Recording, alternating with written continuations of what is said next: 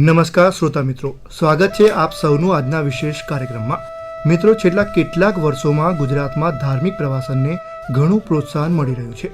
યાત્રાધામોના વિકાસની સાથે સાથે શ્રદ્ધાળુઓની સુવિધા અને સગવડ માટેના પ્રયાસ પણ થઈ રહ્યા છે. તેમજ સરકાર દ્વારા પણ યાત્રાળુઓની સુવિધા માટે ઘણી યોજનાઓ અમલમાં મૂકવામાં આવી રહી છે. ત્યારે આજના વિશેષ કાર્યક્રમમાં આપણે વાત કરીશું ગુજરાત અને ગુજરાત બહાર આવેલા કેટલાક પ્રવાસન સ્થળોએ જવા રાજ્યના યાત્રાળુઓને નાણાકીય સહાય પૂરી પાડતી ગુજરાત રાજ્ય પવિત્ર યાત્રાધામ બોર્ડની વિશેષ યોજનાઓ અંગે. આ તમામ વિષય પર માહિતગાર કરવા આજે આપણી સાથે આકાશવાણીના સ્ટુડિયોમાં ઉપસ્થિત છે ગુજરાત પવિત્ર યાત્રાધામ વિકાસ બોર્ડના સચિવ શ્રી રમેશ મિર્જા સર. મિર્જા સર, આજના વિશેષ કાર્યક્રમમાં આપનું ખૂબ ખૂબ સ્વાગત છે. નમસ્કાર શ્રોતા મિત્રો. મિર્જા સર, સૌથી પહેલાં તો આપણે આવતા મહિનાથી શરૂ થનારી પવિત્ર કૈલાસ માનસરોવર યાત્રા વિશે વાત કરીએ. ગુજરાત સરકાર દ્વારા રાજ્યના પ્રવાસીઓ માટે અમલમાં મુકાયેલી કૈલાસ માનસરોવર યાત્રા યોજના શું છે અને તેનો કઈ રીતે લાભ લઈ શકાય તેના વિશે અમારા શ્રોતાઓને માહિતી આપશો. નમસ્કાર શ્રોતા મિત્રો. બોર્ડ દ્વારા પ્રજાલક્ષી યોજના જેવી કે કૈલાસ માનસરોવર યોજના, ગુજરાત રાજ્યમાં વસતા વરિષ્ઠ નાગરિકોને યાત્રાધામોના દર્શન કરવા માટે શ્રવણ તીર્થ દર્શન યોજના, સિંધુ દર્શન યોજના તેમજ શ્રી રામ જન્મભૂમિ સબરી સ્મૃતિ યાત્રા યોજનાનું સંચાલન કરવામાં આવે છે. માનનીય વડાપ્રધાન શ્રી નરેન્દ્ર મોદી સાહેબના એક ભારત શ્રેષ્ઠ ભારતના મંત્રને સાકાર કરતા કૈલાસ માનસરોવર યોજના, સિંધુ દર્શન યોજના અને શ્રી રામ જન્મભૂમિ યોજના એ છે કે કૈલાસ પર્વત અને લદ્દાખ ખાતે આવેલું સિંધુ નદી અને અયોધ્યા ખાતે આવેલા શ્રી રામ નદીના દર્શન કરવા માટેની આર્થિક સહાય યોજના છે. હાલના સમયમાં ધાર્મિક પ્રવાસનનો ખૂબ જ વધારો થયો છે. રાજ્ય સરકાર દ્વારા તમામ વયના લોકોને ધ્યાનમાં રાખીને આ યોજનાઓ અમલમાં મૂકવામાં આવી છે. આ યોજનાઓ મારફતે અપાતી આર્થિક સહાયથી યાત્રાળુઓને ખૂબ જ મદદ મળે છે. ધાર્મિક પ્રવાસનમાં પણ નોંધપાત્ર વધારો થાય છે. માનનીય મુખ્યમંત્રી શ્રી ભૂપેન્દ્રભાઈ પટેલના નેતૃત્વ હેઠળ ગુજરાત રાજ્યમાં જુલાઈ 2023થી કૈલાસ માનસરોવર યાત્રામાં અપાતી ₹23,000ની સહાય વધારીને ₹50,000 કરવામાં આવેલ છે. આ જ રીતે સિંધુ દર્શન યોજનામાં અપાતી આર્થિક સહાય ₹15,000થી વધારીને ₹20,000 કરવામાં આવેલ છે. માનનીય નાયબ મુખ્યમંત્રી શ્રી હર્ષ સંઘવીની નિગરાની નીચે આજે યાત્રાધામ વિકાસ બોર્ડ હરણફાળ ભરી રહ્યું છે. ખૂબ સરસ માહિતી આપી સર આપે. મિર્જા સર, જૂન મહિનો નજીક આવી રહ્યો છે. દર વર્ષે જૂનમાં લેહ લદ્દાખમાં આવેલી સિંધુ નદીના દર્શન માટે યાત્રાનું આયોજન કરવામાં આવે છે. ત્યારે રાજ્ય સરકાર દ્વારા પણ સિંધુ દર્શન યાત્રાએ જતા યાત્રાળુઓ માટે કેવા પ્રકારની આર્થિક યોજના આપવામાં આવે છે તે અંગે વાત કરશો. ના, આપે સુંદર વાત કરી કે સિંધી સમાજ દ્વારા દર વર્ષે જૂન માસમાં લેહ લદ્દાખ ખાતે આવેલ સિંધુ નદીના દર્શન માટે યાત્રાનું ભવ્ય આયોજન કરવામાં આવે છે. રાજ્ય સરકાર દ્વારા સિંધુ દર્શન યાત્રાએ જતા ગુજરાતના યાત્રાળુઓને આર્થિક સહાય આપવામાં આવે છે. આ યાત્રા મુખ્યત્વે સિંધુ દર્શન યાત્રા સમિતિ દિલ્હી અને ભારતીય સિંધુ સભા મુંબઈ દ્વારા કરવામાં આવે છે. તેના દ્વારા યાત્રાળુઓનું રજિસ્ટ્રેશન કરવામાં આવે છે અને આ રજિસ્ટ્રેશન કરેલ યાત્રાળુઓની યાદી ગુજરાત પવિત્ર યાત્રાધામ વિકાસ બોર્ડને આપવામાં આવે છે. ગુજરાતમાં આ યોજનાની શરૂઆત 2017માં કરવામાં આવેલ હતી. આ યોજનાનો લાભ લેવા માટે લાભાર્થી ગુજરાત રાજ્યમાં કાયમી વસવાટ કરતા હોવા જોઈએ અને સમગ્ર જીવનકાળ દરમિયાન માત્ર એક જ વખત આ સહાય મળવાને પાત્ર છે. અને આ ઓનલાઈન અરજી કરનાર પ્રથમ 1,000 યાત્રાળુઓને આ સહાયનો લાભ મળવાપાત્ર રહેશે. સિંધુ દર્શન યાત્રાએ જતા ગુજરાતના કોઈપણ યાત્રાળુઓને ₹20,000ની આર્થિક સહાય આપવામાં આવે છે.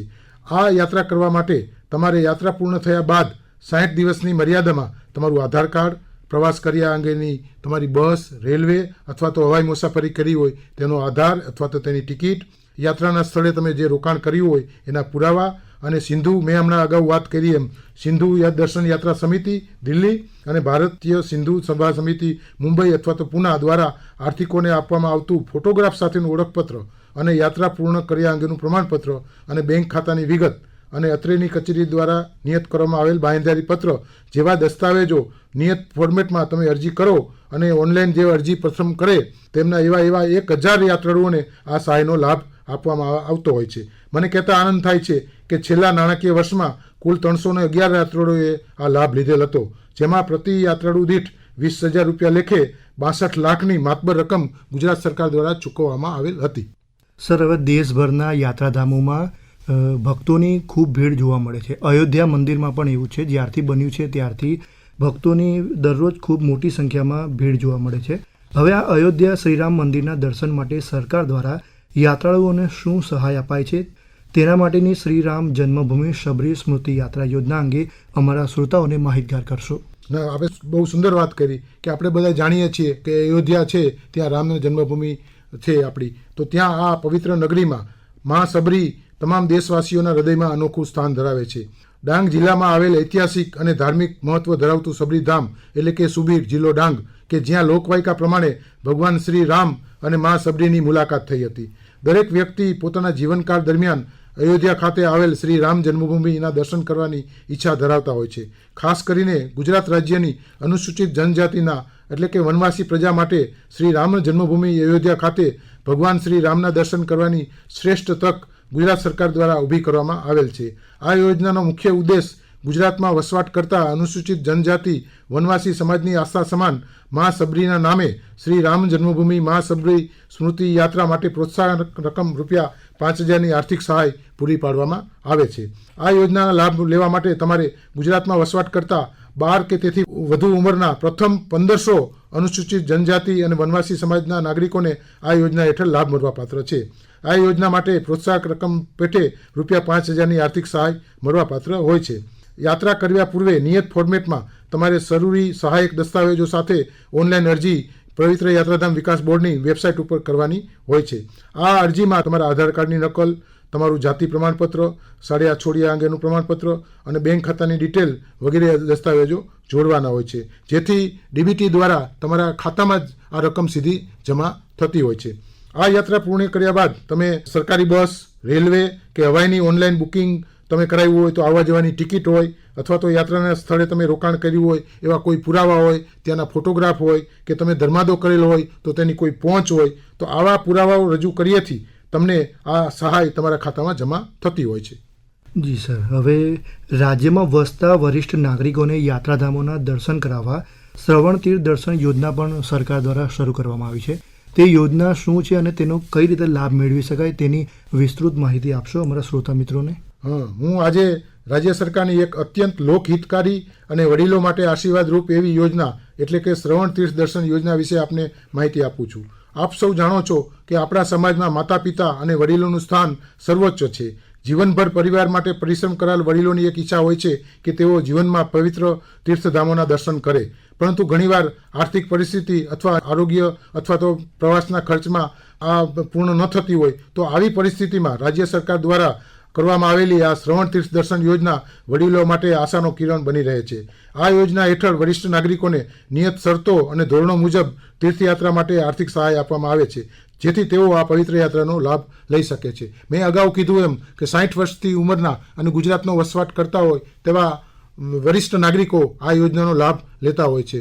અગાઉ જે આપણે 2 યોજનાની વાત કરી, કૈલાસ માનસરોવર અને સિંધુ દર્શન યોજના, એ બંને યોજનાઓ વ્યક્તિગત યોજનાઓ છે. જ્યારે આ શ્રવણ તીર્થ દર્શન યોજના છે એ સામૂહિક યોજના છે, એટલે કે તમારે 27 લોકોનું ગ્રુપ બનાવવું પડતું હોય છે. જો તમે 27 લોકોનું ગ્રુપ બનાવો તો તમને મિની બસનો લાભ મળે, અને 36થી વધુનું તમે જો ગ્રુપ બનાવો તો તમને મોટી બસ એટલે કે સુપર બસનો લાભ મળતો હોય છે. આમાં વ્યક્તિગત કોઈ સહાય આપવામાં આવતી હોતી નથી, પણ જે એસટી એટલે કે જીએસઆરટીસી ગુજરાત સરકારનું જે નિગમ છે તેનું જે બસનું જે ભાડું હોય છે એ ભાડાને 75% રકમ તમને સીધી મળતી હોય છે. તો આ 27 કે 36નું જે ગ્રુપ હોય તેમાંથી એક વ્યક્તિ ગ્રુપ લીડર બની અને આ 27 વ્યક્તિઓની યાદી બનાવી અને ગુજરાત પવિત્ર યાત્રાધામ વિકાસ બોર્ડને અગાઉ આપી અને તેઓ મંજૂરી મેળવતા હોય છે, અને ત્યારબાદ તેમને આ સહાય ગ્રુપ લીડરને જે 75% જે રકમ થાય તમારી એની મળતી હોય છે. આમાં પણ ગુજરાત સરકારે એવી એક મર્યાદા કરી છે કે ગુજરાતના કોઈ પણ યાત્રાધામમાં તમે જઈ શકો, પણ 2000 કિલોમીટરની મહત્તમ મર્યાદા છે અને 3 દિવસની પણ મહત્તમ મર્યાદા છે. આમાં તમને રહેવા જમવા માટેની પણ ટોકન સહાય ગુજરાત સરકાર દ્વારા આપવામાં આવતી હોય છે. એક દિવસના તમારે 50 રૂપિયા રહેવાના અને એક દિવસના 50 રૂપિયા જમવાના, એટલે કે મેક્સિમમ 3 દિવસના 300 રૂપિયા તમને સહાય મળતી હોય છે. તમે તમારી પોતાની બેંક ડિટેલ અને બીજી વિગતો આપેલી હોય એટલે આ સહાય છે એ તમારા ખાતામાં ડાયરેક્ટ ડીબીટી દ્વારા જમા થતી હોય છે. હું ખાસ કરીને યુવાનો અને પરિવારજનોને અપીલ કરું છું કે તેઓ પોતાના માતા પિતા અને વડીલોને આ યોજનાનો લાભ લેવા પ્રોત્સાહિત કરે. માતા પિતાને તીર્થયાત્રા કરાવવી એ માત્ર ફરજ નહીં પણ આપણા સંસ્કાર અને શ્રદ્ધાનો પણ એક ભાગ છે. એટલા માટે જ અમે આ યોજનાનું નામ શ્રવણ કુમારની યાદ અપાવવા માટે શ્રવણ તીર્થ દર્શન યોજના રાખ્યું છે. આજે અનેક વડીલો આ યોજનાના માધ્યમથી જીવનમાં પહેલીવાર તીર્થયાત્રા કરવાનો અવસર મેળવી રહ્યા છે. તેમની ખુશી જ આ યોજનાની સાચી સફળતા છે. ખૂબ સરસ માહિતી આપી સર પણ તમે કહ્યું કે 27 મિનિમમ હોવા જોઈએ, તો ધારો કે 25 કે 26 થાય તો એમને આ યોજનાનો લાભ મળવા પાત્ર છે કે નહીં? ના, ન મળી શકે, કારણ કે મિનિમમ 27નું ગ્રુપ હોવું જોઈએ. તમે જાણો છો કે કોઈ પણ એસટી બસ તમારે કરવી હોય તો એમાં 27 બસ છે એનું મિનિમમ ભાડું હોય છે. એટલે એ મિનિમમ ભાડું પૂરું કરવા માટે આપણે એને 27 મિનિમમ રાખવાનું હોય છે. આ વ્યક્તિગત યોજના નથી, એટલે 5, 10 કે 15 કે 25, 26નું ગ્રુપ હોય તો આ યોજના સહાય મળતી હોતી નથી. બરાબર. સર, હવે યાત્રાધામોના આધુનિક વિકાસ અને માળખાકીય સુવિધા અંગે વાત કરીએ. આ માટે ગુજરાત પવિત્ર યાત્રાધામ બોર્ડનું આગળ શું આયોજન છે? મારે કહેતા આનંદ થાય છે કે બોર્ડનું મુખ્ય કાર્ય રાજ્યના પવિત્ર યાત્રાધામોનો વિકાસ કરવાનું છે. સ્માર્ટ સ્પિરિચ્યુઅલ ડેસ્ટિનેશન તરીકે વિકસાવવાની કામગીરી યાત્રાધામ વિકાસ બોર્ડ કરી રહ્યું છે. યાત્રિકોની સુવિધા વધારવા માટે સ્થાનિક પરિસ્થિતિને ધ્યાને રાખી મંદિર પરિસરની આજુબાજુના વિસ્તારના વિકાસ માટે માસ્ટર પ્લાન બનાવી તેનો વિકાસ અને યાત્રાધામો ખાતે યાત્રાળુઓ માટે વિવિધ સુવિધાઓ સરળતાથી ઉપલબ્ધ થાય તે માટેનું આયોજન હોય છે. યાત્રાધામો ખાતે માળખાકીય સુવિધાઓનો વિકાસ અને યાત્રાધામો ખાતે વાતાવરણની સ્વચ્છતા, સુંદરતા અને પવિત્રતા જાળવવાના જરૂરી પગલાઓ લેવામાં આવે છે. રાજ્ય સરકાર દ્વારા અંબાજી, સોમનાથ, દ્વારકા, ગિરનાર, પાલિતાણા, ડાકોર, શામળાજી અને પાવાગઢને 8 પવિત્ર યાત્રાધામો તરીકે જાહેર કરવામાં આવેલ છે. બોર્ડ દ્વારા આ 8 પવિત્ર યાત્રાધામો સિવાય રાજ્ય સરકાર હસ્તકના અન્ય યાત્રાધામો તેમજ આપણે જાણીએ છીએ કે ખાનગી ટ્રસ્ટ સંચાલિત પણ મંદિરો આવેલા હોય છે. તો આ સર્વના સર્વાંગી વિકાસની કામગીરી હાથ ધરવામાં આવતી હોય છે. આ 8 મહત્વના જે યાત્રાધામો છે ત્યાં નિયત વિસ્તારમાં બોર્ડ દ્વારા સ્વચ્છતાની કામગીરી પણ હાથ ધરવામાં આવતી હોય છે. આપ બધા જાણો છે કે ગુજરાત છે તે સાંસ્કૃતિક અને આ ધાર્મિક રીતે ખૂબ મહત્વનું ધરાવતું રાજ્ય છે. તો આ ગુજરાત રાજ્યમાં પણ વિવિધ ઉત્સવો અને મેળાઓ થતા હોય છે. તો આ મેળા ઉત્સવો દરમિયાન પણ યાત્રિકો માટે જરૂરી ટેમ્પરરી ઇન્ફ્રાસ્ટ્રક્ચર, વિવિધ સુવિધાઓ, યાત્રાળુઓની સુરક્ષા માટે CCTV કેમેરા, ટોયલેટ બ્લોક્સ અને યાત્રાળુલક્ષી આનુષંગિક સુવિધાઓ પણ ઉપલબ્ધ કરવામાં આવે છે. આપણે જાણીએ છીએ કે અંબાજી ખાતે ભાદરવી પૂનમનો ખૂબ મોટો મેળો થતો હોય છે, જેમાં દર વર્ષે આશરે 30 થી 40 લાખ લોકો 6 દિવસમાં ભાગ લેતા હોય છે. તો તેમની પણ બધી આનુષંગિક વ્યવસ્થા જિલ્લા વહીવટીતંત્ર તથા ગુજરાત પવિત્ર યાત્રાધામ બોર્ડના સંયુક્ત ઉપક્રમે થતું હોય છે. હમણાં તાજેતરમાં આપણે જોયું કે જૂનાગઢમાં શિવરાત્રીનો ભવનાથ મેળો પણ યોજવામાં આવ્યો હતો. ત્યાં પણ સુંદર આયોજન ગુજરાત પવિત્ર યાત્રાધામ બોર્ડ તથા રાજ્ય સરકાર અને જિલ્લા વહીવટીતંત્ર દ્વારા કરવામાં આવ્યું હતું.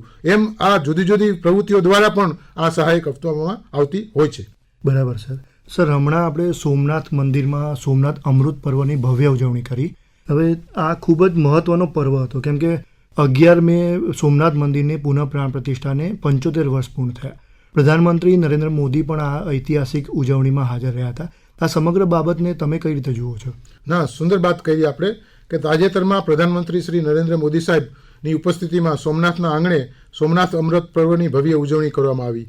આ વખતનો પર્વ એટલે મહત્વનો હતો કારણ કે પ્રથમ જ્યોતિર્લિંગ સોમનાથ મંદિરની પુનઃ પ્રાણ પ્રતિષ્ઠાને આ વર્ષે ઐતિહાસિક 75 વર્ષ પૂર્ણ થઈ ગયા છે. તેના જ ભાગરૂપે સોમનાથ અમૃત પર્વ ધામધૂમથી ઉજવાઈ ગયો. ભક્તોની આસ્થાના અતૂટ પ્રતીક સમાન સોમનાથ મંદિરની વિશેષતા એટલા માટે છે કેમ કે આ મંદિરે ભૂતકાળમાં અનેક આક્રમણો અને ઘા સહન કર્યા છે, તેમજ અનેક મુશ્કેલીઓનો સામનો પણ કર્યો છે. તેમ છતાં મંદિર આજે પણ અડીખમ ઊભું છે. દેશના પહેલા નાયબ પ્રધાનમંત્રી અને ગૃહમંત્રી લોખંડી પુરુષ ભારત રત્ન શ્રી સરદાર વલ્લભભાઈ પટેલની પણ સોમનાથના મંદિરના પુનઃનિર્માણમાં મહત્વની ભૂમિકા રહી હતી. 13 નવેમ્બર 1947ના રોજ સરદાર સાહેબે સોમનાથ મંદિરની મુલાકાત લીધી હતી અને તેમણે દરિયાનું જળ હાથમાં લઈ અને સોમનાથ મંદિરના પુનઃનિર્માણનો સંકલ્પ કર્યો હતો. આખરે વર્ષ 1951માં તેમનો આ સંકલ્પ પરિપૂર્ણ થયો. આ જ ઐતિહાસિક દિવસને યાદ કરવા સોમનાથ અમૃત પર્વની ભવ્ય ઉજવણી કરવામાં આવી હતી. બિલકુલ સર, હવે અમારા શ્રોતા મિત્રો માટે તમે શું સંદેશ આપવા માંગશો? મારું ખાસ શ્રોતા મિત્રોને એ કહેવાનું છે કે દરેક યાત્રાધામ છે એ પવિત્ર યાત્રાધામ છે, તો તેની સુંદરતા અને પવિત્રતા જાળવવી એ આપણા સૌ યાત્રાળુઓની પણ ફરજ છે. તો ત્યાં ગંદકી ન કરીએ અને સ્વચ્છતા જાળવવામાં મદદરૂપ થઈએ અને વિકાસ બી વિરાસત બી ને જે પ્રધાનમંત્રી શ્રી નરેન્દ્ર મોદી સાહેબ કહે છે તો એને જાળવણીનું કામ આપણા સૌનું સંયુક્ત છે. એ જ મારો સંદેશ છે. બિલકુલ સર, અમારા શ્રોતાઓને આટલી રસપ્રદ માહિતી આપી અને તમે આકાશવાણીના સ્ટુડિયોમાં આવ્યા તે બદલ ખૂબ ખૂબ આભાર. આભાર.